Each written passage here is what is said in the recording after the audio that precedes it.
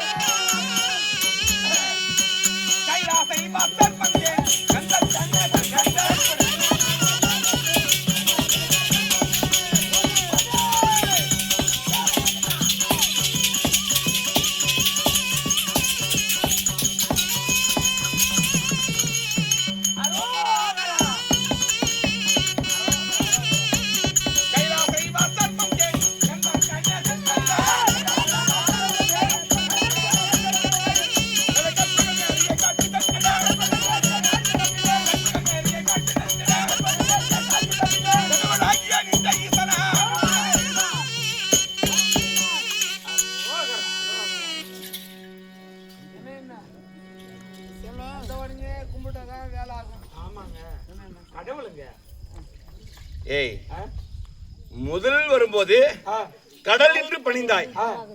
யாருன்னு தெரியல. அப்ப தெரியலங்க. ஏங்க வெறும் தண்ணியா 1.5 வருஷம் ஆக போகுது. மேல இருந்து தண்ணியா ஊத்துதா, அது கடல்ல தான் பார்த்தோம். ஆமா, இப்பதான் அப்படியே சொல்றேன்னு ஊத்திட்டே இருக்குதா, கடல்ல இருந்து இங்க ஊத்துதே. ஏங்க நம்ம நாட்டுக்கு வரமாட்டே அப்படின்னு கடலேன்னு கூப்பிட்டேன். அதனால தான் அப்ப தெரியாம பேசிட்டேன். இப்பதான் தெரிஞ்சு போச்சு சாமி. நீங்க எப்படி சாமி கும்பிடுறீங்கன்னு நான் சொல்றேன், அதே விளக்கத்தை சொல்றேன். சரியா? அரோகரா அரோகரா அரோகரா அரோகரா அரோகரா. சரி நந்தி, இப்ப புரியுமா? விளக்கமா சொல்லுங்களையா. எப்படி என்றால் கைலங்கிரி மலை மீது கடவுளாக நின்று, கைலங்கிரி மலையிலே கடவுளாக நின்று யானை முதல் எறும்பு வரை, யானை முதல் எறும்பு வரை 84 லட்சம் உயிரினங்கள்லாம் படியெடுக்கக்கூடிய தாங்கள் தான் பரமேஸ்வரர். இது பழைய பறந்தானா பழிச்சுதான் எனக்கு தெரியும்பா. பழிச்சுதான். சரியா? சரி சாமி. 2011 நேஸ்திரம் படைத்தவன்